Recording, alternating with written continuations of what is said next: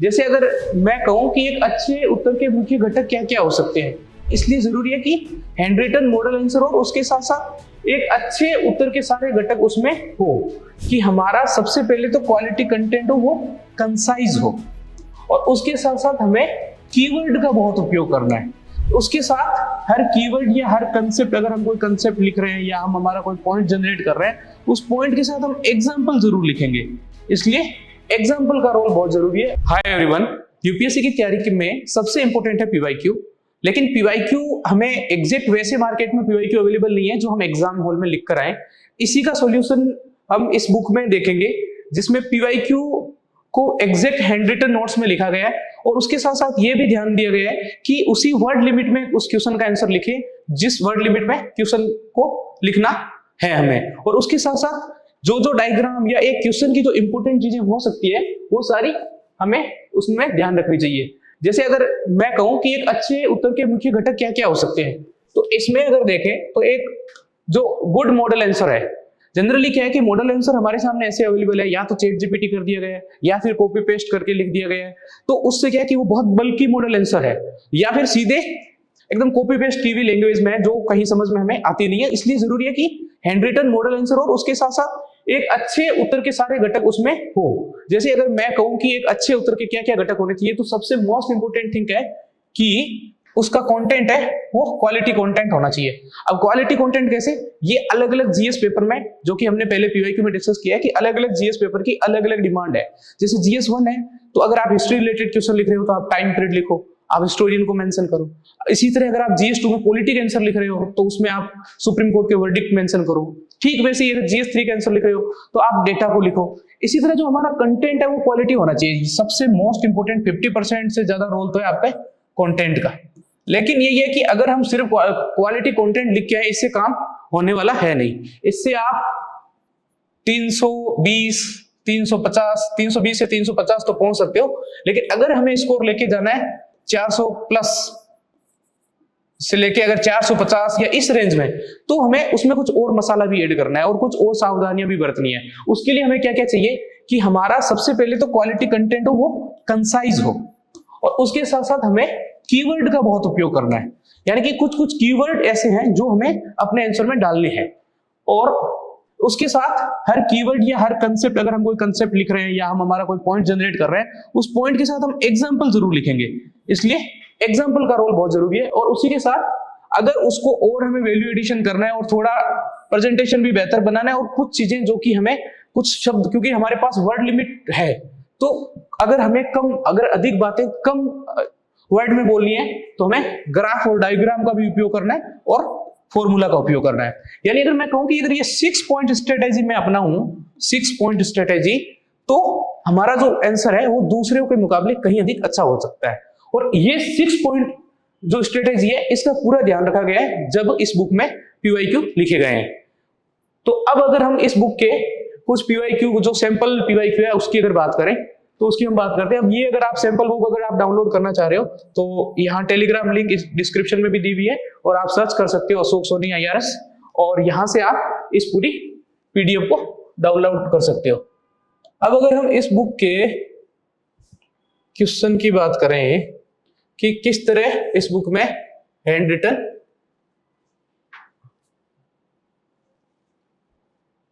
Question किस तरह लिखे गए, ठीक है, तो आप देखोगे कि एग्जैक्ट वैसे ही आंसर लिखे गए हैं जो हम सीधा एग्जाम हॉल में लिख कर आ सकते हैं।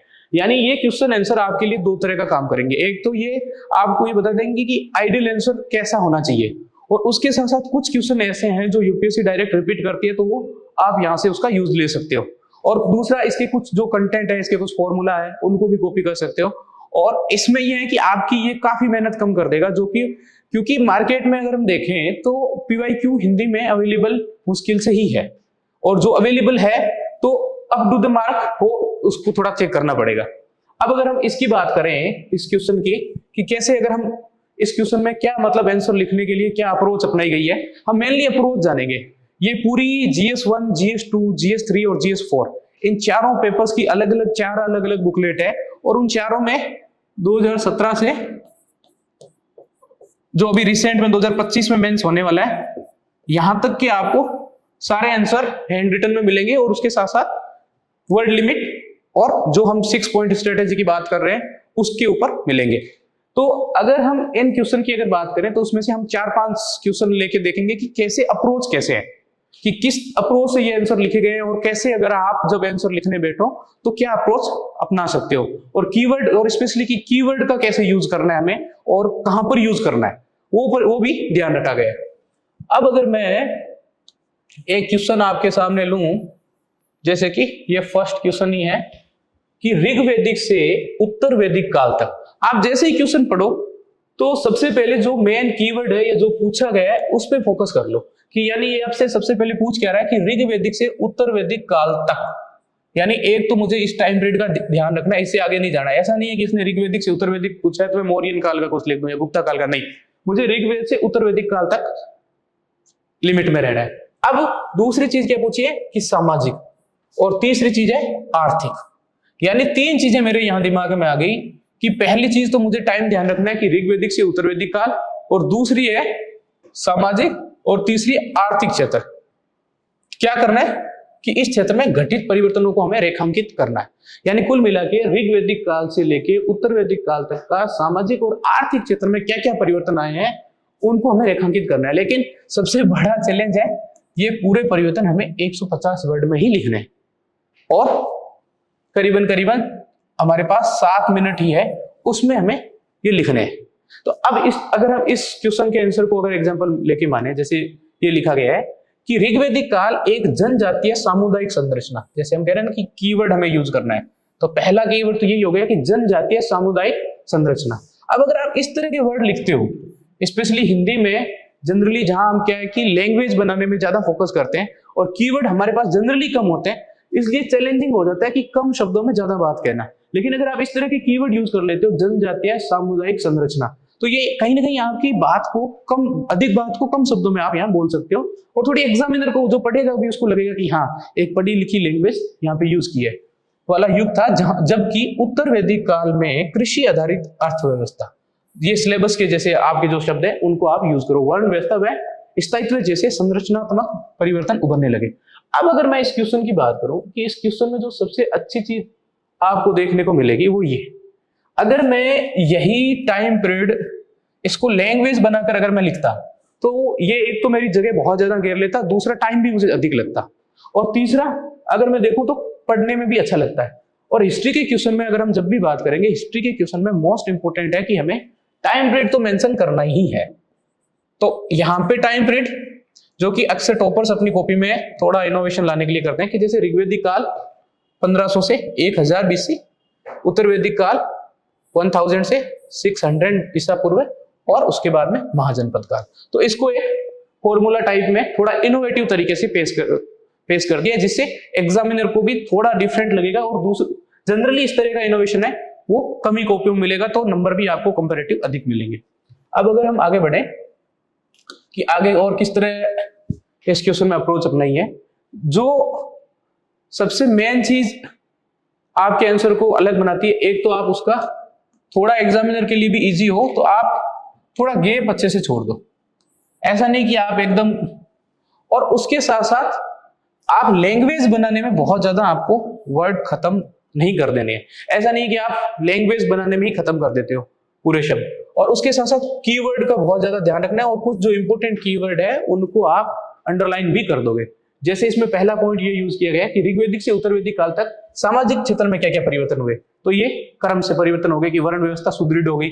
अब इसको बहुत ही कम शब्द यहाँ पे उपयोग करके और इसको थोड़ा सा एलोबरेट, हल्का सा एलोबरेट कर देना। ऐसा नहीं कि हम इसके ऊपर पूरा इतना पॉइंट लिख दे, नहीं, ये साइंस ऑफ आंसर राइटिंग का कतई पार्ट नहीं है। और उसके बाद वजह से ये है कि पितृशतात्मक व्यवस्था।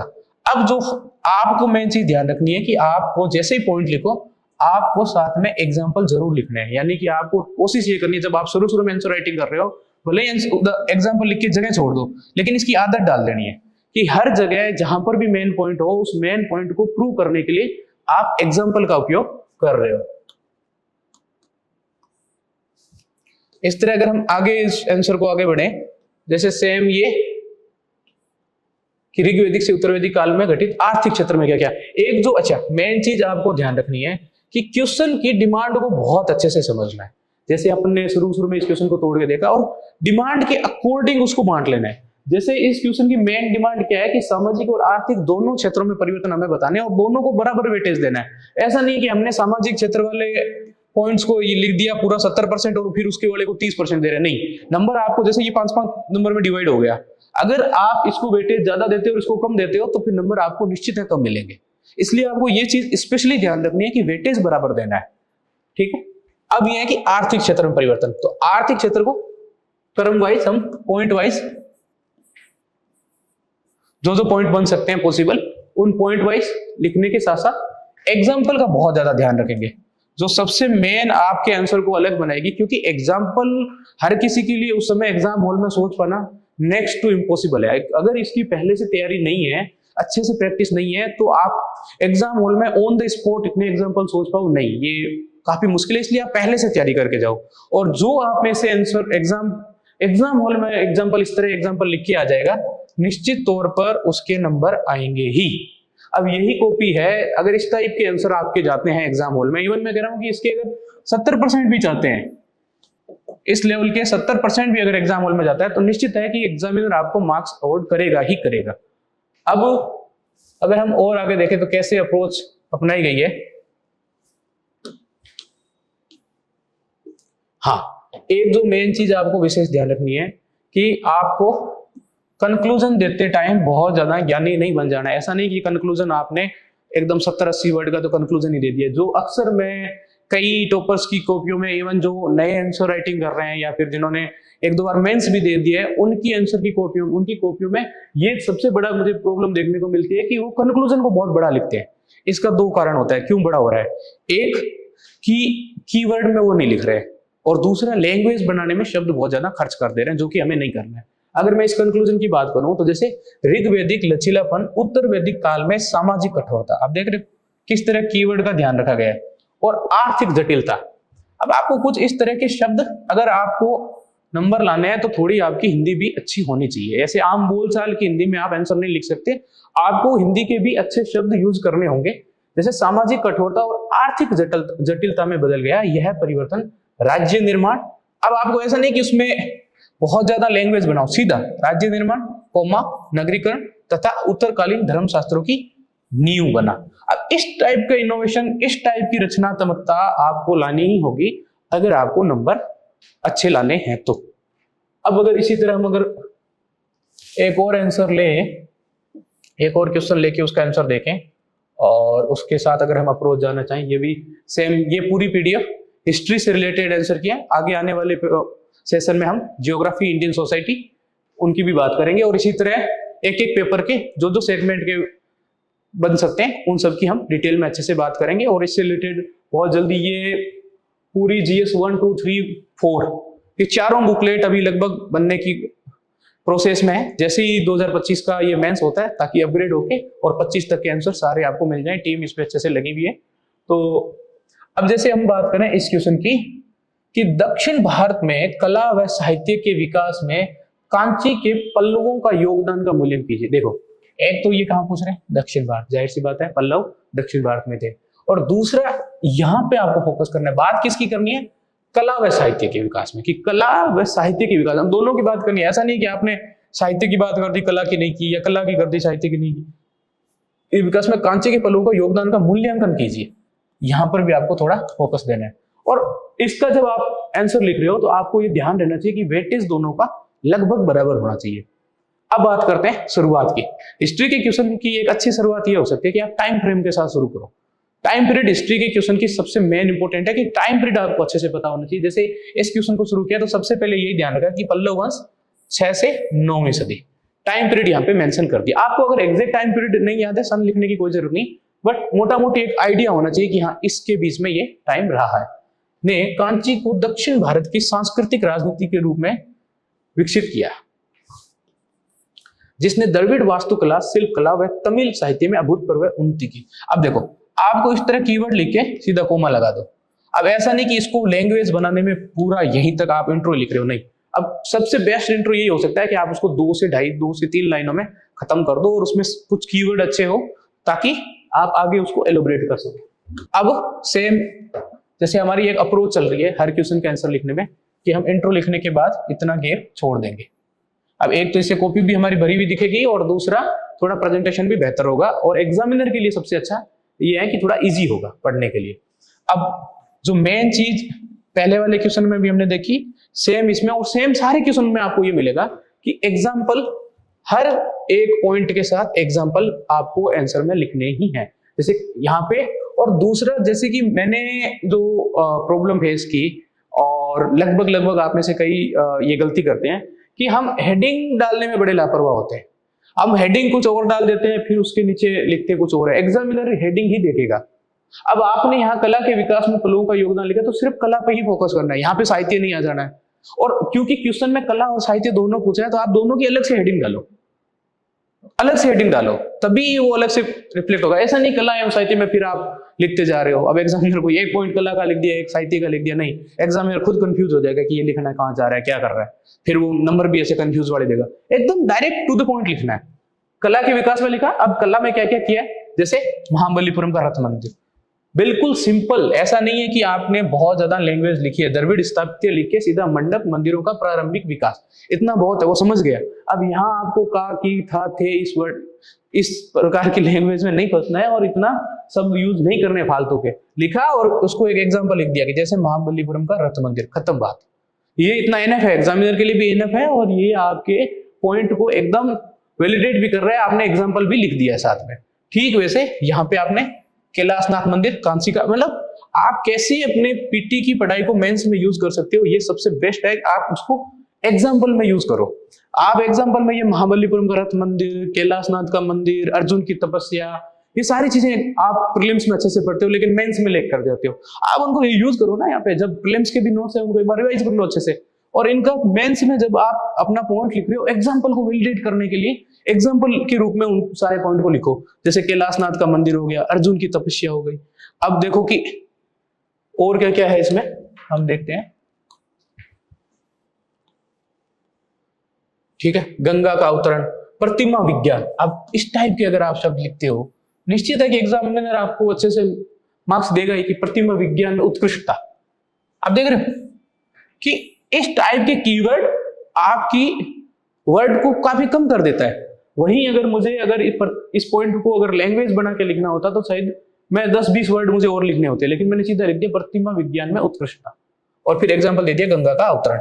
इस तरह हमें थोड़ा सा साइंस ऑफ आंसर राइटिंग का यूज लेना है जब हम आंसर लिख रहे हो। और अगर हम इस तरह अपनी एक अप्रोच डेवलप कर लेते हैं कि हमें आंसर इसी तरह लिखने हैं, तो ये कोई ज्यादा रॉकेट साइंस नहीं है। थोड़े टाइम में आप भी इस टाइप के आंसर लिखने में सफल हो जाओगे। अब अगेन अगला पॉइंट, बिल्कुल अलग अच्छे से हेडिंग दे दी कि साहित्य के विकास में पल्लवों का योगदान।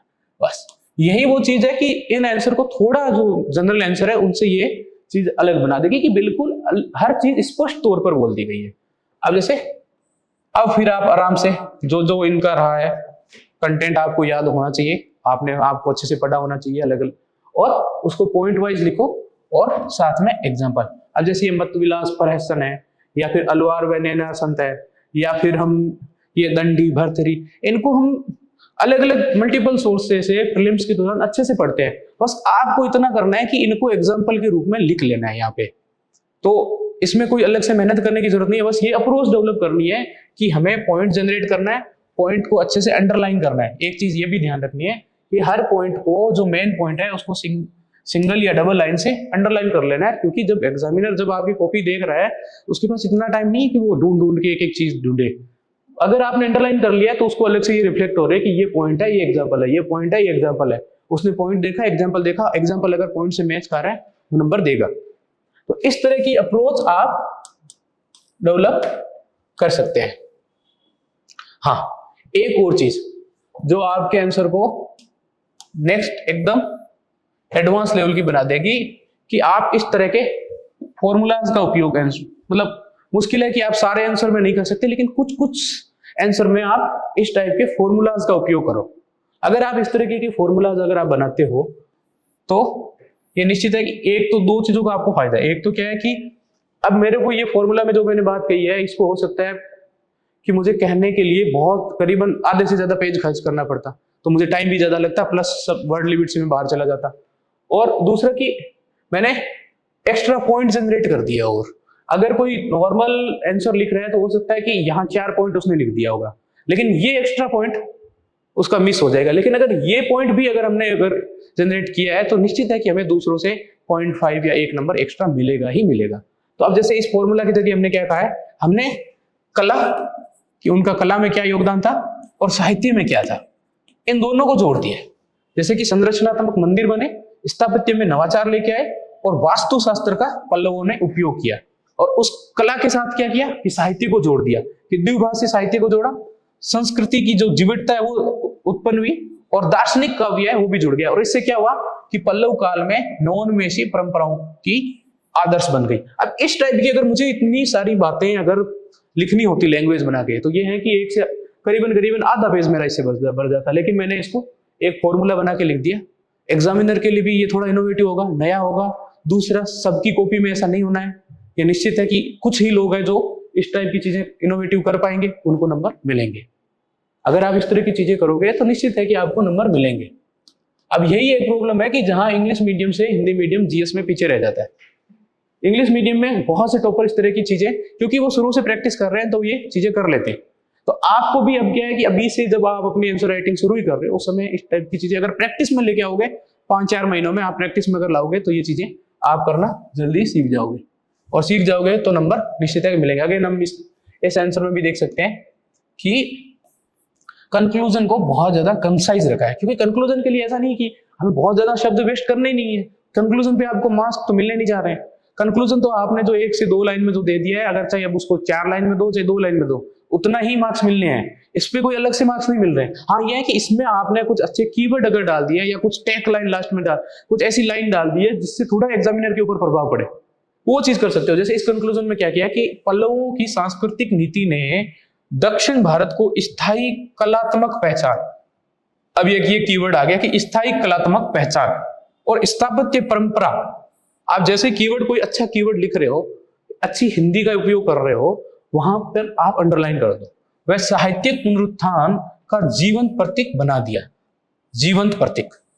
अब इस तरह की अगर आप लैंग्वेज का भी उपयोग कर रहे हो, साथ में फॉर्मूला का उपयोग कर रहे हो, साथ में क्वालिटी कंटेंट को कंसाइज रूप में लिख रहे हो, कीवर्ड बना रहे हो, तो आप निश्चित तौर पर अपने आंसर को दूसरों से काफी आगे लेके जा रहे हो। और इस तरह पीवाईक्यू, पूरे पीवाईक्यू के जितने भी आंसर है सब में स्पेशली ये ध्यान रखा गया है कि सारे आंसर है वो नेक्स्ट लेवल के आंसर हो। ऐसा नहीं है कि एक जर्नलिस्टिक आंसर हो।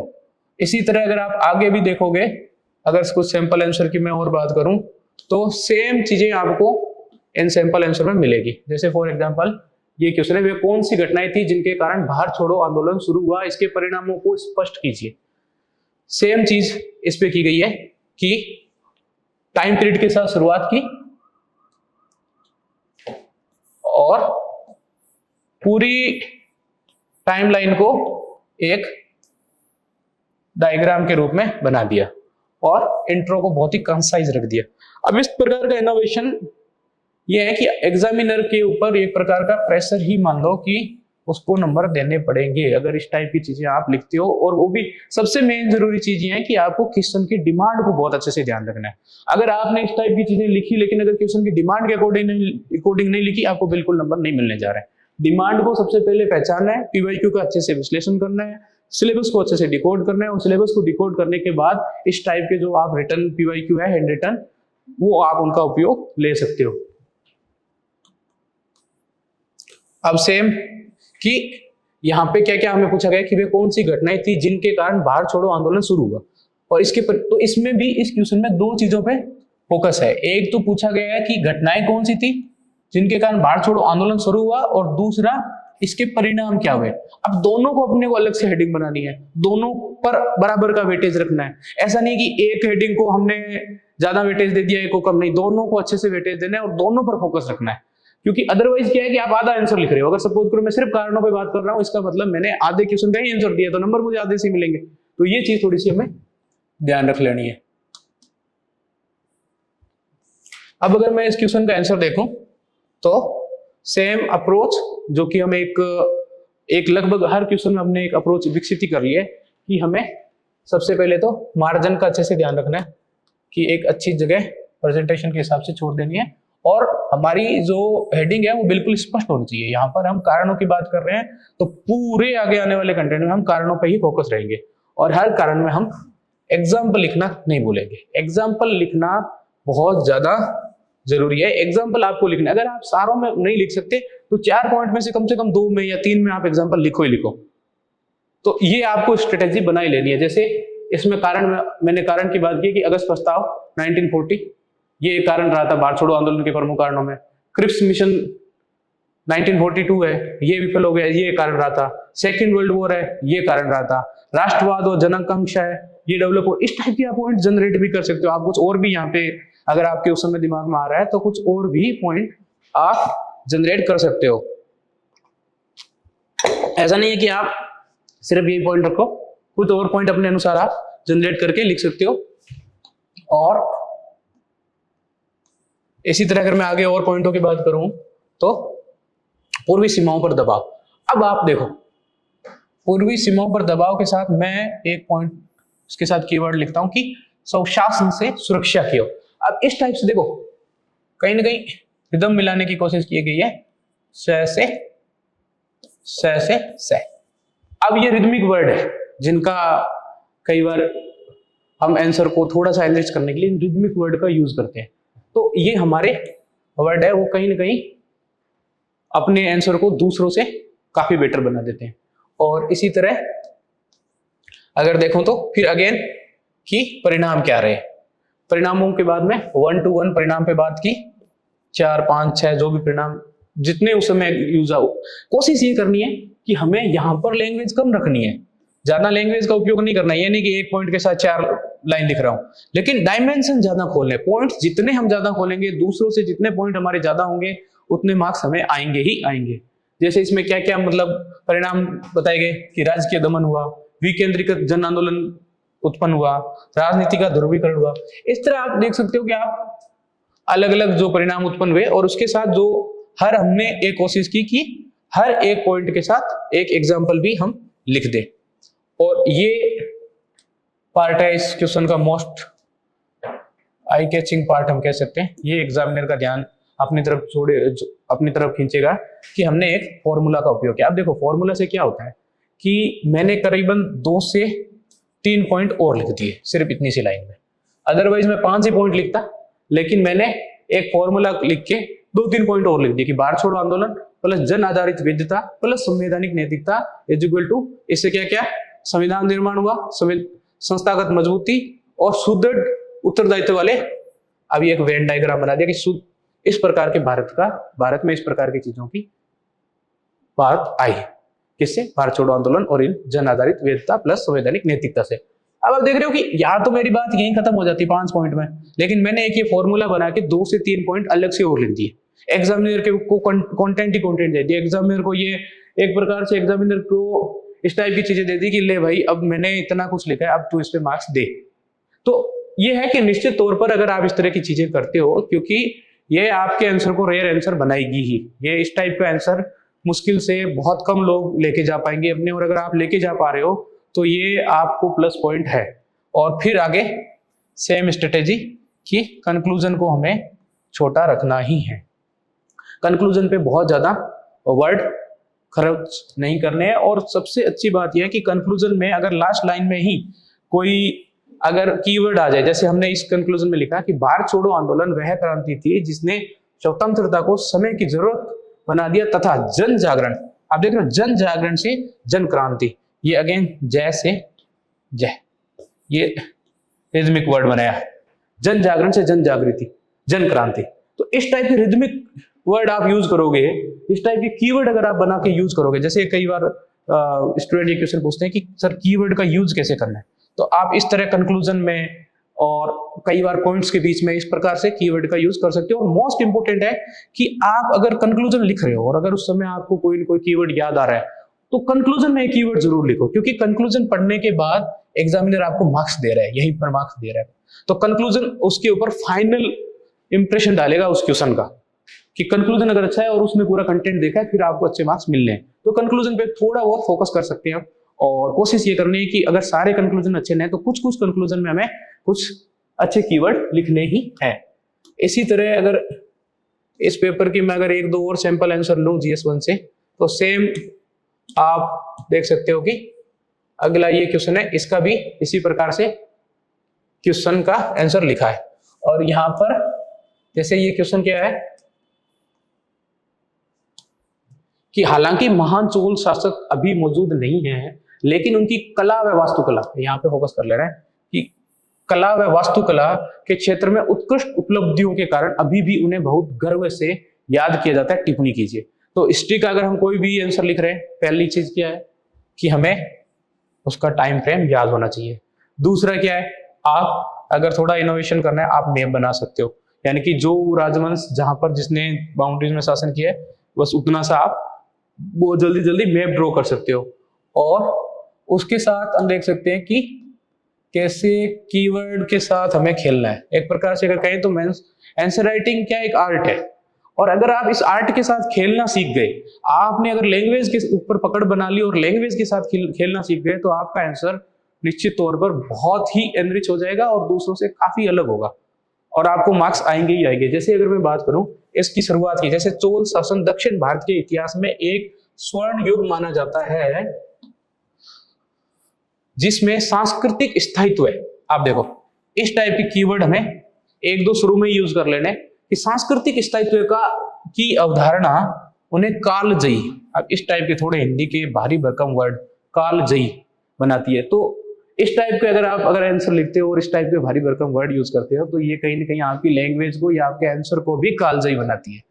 तो ये चीजें आपको थोड़ी सी ध्यान रखनी है। फिर जो हमारा जो स्थापित फॉर्मूला है उसी पे आगे बढ़ना है कि जस्ट इंट्रो के बाद हमें थोड़ा सा स्पेस छोड़ देना है ताकि हेडिंग हमारी स्पष्ट तौर पर एग्जामिनर को दिखे कि कला के क्षेत्र में चोल शासन की क्या क्या उपलब्धियां है। पहले हमें कला के क्षेत्र में बात कर लेनी है, फिर हमें वास्तुकला के क्षेत्र में बात कर लेनी है। और कला के क्षेत्र में जैसे इस आंसर में लिखते टाइम कला के क्षेत्र में जब उपलब्धियों की बात कर रहे हैं, तो बिल्कुल जो बेस्ट एग्जाम्पल हो सकते हैं, जैसे चोलों का सबसे बेस्ट एग्जाम्पल है कि नटराज की कांस्य मूर्तियां, संगोल जो भी बहुत ज्यादा चर्चा में था, भरतनाट्यम, राजराजेश्वर का मंदिर। आप इस टाइप के एग्जाम्पल यूज करो जो आपने प्रीलिम्स के दौरान वेरियस टाइम में पढ़ा है या करंट अफेयर्स में कई बार चर्चित है, ऐसे एग्जाम्पल का आप यूज करो। और इस टाइप के अगर आप एग्जाम्पल का यूज करते हो, आप अपने पॉइंट्स डायमेंशन आप ज्यादा खोलते हो और उनको लैंग्वेज में ज्यादा उलझते नहीं हो, कीवर्ड के साथ लिखते हो, तो निश्चित है कि आप अपने आंसर को काफी एडवांस बना लेते हो। और अगर आपको टाइम इजाजत दे रहा है और थोड़ा सा आपकी अगर चित्रकारी या फिर सही है, तो आप इस टाइप के रेखा चित्र टाइप जल्दी जल्दी, इसमें ज्यादा टाइम नहीं वेस्ट करना है, बहुत जल्दी जल्दी इस टाइप के एक दो क्वेश्चन में, हिस्ट्री के question specially art and culture के जब हम आंसर लिख रहे हैं, तो आपको कोशिश करनी है। फॉर एग्जांपल अगर स्तूप से रिलेटेड अगर कोई क्वेश्चन है, तो उसके आंसर में आपको स्तूप बनाना ही है। ठीक वैसे ही अगर कोई नागर आर्ट या फिर द्रविड़ आर्ट या फिर इस टाइप की जो आर्ट एंड कल्चर के जो क्वेश्चन है, उसमें आपको कोशिश करनी है, भले ही इतना सुंदर आपसे नहीं बने, लेकिन जल्दी जल्दी आपको एक मोटा मोटी रेखा चित्र आपको बना डालना है, जिससे एग्जामिनर को लगे कि इसने आर्ट को आर्ट की तरह पढ़ा है, ऐसा नहीं है कि उसने बस उसको रटने के दृष्टिकोण से पढ़ा है। आपको चीजें क्लियर होनी चाहिए कि जब आप द्रविड़ आर्ट का मंदिर बनाओ तो आपको पता होना चाहिए कि उसका जो छत है, उसका जो शीर्ष है वो सोपानिकार है। वहीं अगर आप जैसे अगर नागर का बनाओ तो आपको पता होना चाहिए कि उसका शिखर शंकु के जैसा है। इस तरह आपको चीजें थोड़ी आइडिया होनी चाहिए। इसके लिए जरूरी है कि आप पहले से थोड़ा बहुत तैयारी कर लो, और आंसर के साथ जब आप प्रैक्टिस कर रहे हो तो कुछ खुद से ट्राई करो बनाने का, और कुछ कुछ आप यहाँ से मॉडल आंसर से भी उठा सकते हो। तो अगर हम वास्तुकला की बात करें तो अगेन वास्तुकला के जितने अच्छे एग्जांपल है, जैसे बृहदेश्वर का मंदिर है या फिर गंगईकोट चोलपुरम का मंदिर है, तो इस तरह आपको एक एक चीज को एग्जांपल में यूज करना है। अगर आप एग्जांपल में यूज करोगे, अगेन थोड़ा वर्ड लिमिट का अच्छे से ध्यान रखोगे, कीवर्ड का उपयोग करोगे, और उसके साथ साथ थोड़ी सी अपनी जो चीजें एकदम क्लियर रखोगे, जैसे ये 250 वर्ड का आंसर है तो आपके पास थोड़ी सी है स्पेस कि आप इसको थोड़ा इनोवेशन कर सकते हो, तो आप इस टाइप के की फॉर्मूला का भी उपयोग कर सकते हो। उससे पहले भी हमने फॉर्मूला को अच्छे से समझा। और एक चीज, कई बार हमें अगर कम शब्दों में बात कहनी है तो हम सीधा हमने हेडिंग बनाई कि चोल कलाओं व वास्तुकलाओं की समकालीन प्रासंगिकता क्या है। ये थोड़ी सी हमें डिफरेंट एक एंगल दे देगा हमारे आंसर को, कि हमने जल्दी सी इस 3-4 पॉइंट बनाए, उसके साथ एग्जाम्पल दे दिए और बहुत ज्यादा वर्ड यूज नहीं किए, लेकिन एक अलग एंगल निकाल के ले आए कि वर्तमान में प्रासंगिकता क्या है। ये हो सकता है कि इस तरह की चीजें हर कोई आंसर में नहीं लिख रहा है, ये आपने लिख दी है, आपको 1 नंबर एक्स्ट्रा मिलना ही है। तो इन चीजों पे हमें थोड़ा फोकस करना है। और इसके साथ साथ ये फिर अगेन सेम बात मैं कहना चाहूंगा कि कंक्लूजन में हमारी अप्रोच ये रहेगी कि हमें कंक्लूजन छोटा रखना है और कंक्लूजन के लास्ट में हम कोई अच्छा कीवर्ड दे सकते हैं, जैसे हमने इसमें दिया कि संस्कृति के चिरंजीवी, संस्कृति को चिरंजीवी बना दिया। तो इस टाइप के भारी भरकम जैसे कालजयी वर्ड यूज किया या चिरंजीवी वर्ड यूज किया, इस तरह के वर्ड हम यूज कर सकते हैं जिससे हमारा जो आंसर है वो थोड़ा सा अलग रहेगा, उसमें वैल्यू एडिशन भी है और एग्जामिनर के लिए भी ये है कि हाँ इसने कुछ डिफरेंट लिखा है। और हिंदी का भी इसने, क्योंकि आप हिंदी का आंसर लिख रहे हो तो आपकी हिंदी भी, लैंग्वेज भी एक आम बोलचाल की भाषा में आपका आंसर नहीं होना चाहिए, उसमें कुछ शब्द है वो एकदम शुद्ध हिंदी के होने चाहिए, जो आपको एग्जामिनर के लिए भी थोड़ा, एग्जामिनर के दृष्टिकोण से भी ये है कि हाँ आपने चीजों पे काम किया है। ठीक, वैसे अगर मैं, ये 2024 के थे और ये 2022 का भी आप आंसर देख सकते हो कि इसी तरह सारी चीजों पे काम किया। मैं ये आंसर डिस्क्रिप्शन पे भी डलवा दूंगा और टेलीग्राम पे भी मैं शेयर कर दूंगा। टेलीग्राम की लिंक आपको डिस्क्रिप्शन में मिल जाएगी, जहां से आप ये पीडीएफ डाउनलोड कर सकते हो और आप इस प्रकार के मॉडल आंसर देखकर और इसी के अकॉर्डिंग आप आगे भी ट्राई कर सकते हो कि कैसे आपको अपने जो आंसर लिखने की, आप इस तरह का आंसर अभी लिख पा रहे हो तो वेल एंड गुड, अदरवाइज आपको कोशिश करनी है कि आपको अपना आंसर लिखने का लेवल है वो इस लेवल तक लेकर जाना है। तभी आप, जो हम शुरू से जिस पे बात कर रहे हैं कि 400 प्लस या 450 तक हमें हमारे जीएस के स्कोर को लेके जाना है, तो वो तभी लेके जाया जा सकता है कि हम आंसर का जो लेवल भी है वो उसी अप टू द मार्क रखें। तो अभी इस सेशन में इतना ही। आगे आने वाले सेशन में हम इंडियन सोसाइटी से रिलेटेड जो क्वेश्चन है उन पर बात करेंगे, कैसे इंडियन सोसाइटी के क्वेश्चन को अप्रोच करना है, इंडियन सोसाइटी के क्वेश्चन में क्या क्या हमें कीवर्ड यूज करने हैं किस तरह, तो वो आगे आने वाले सेशन में बात करेंगे। तब तक के लिए थैंक यू सो मच।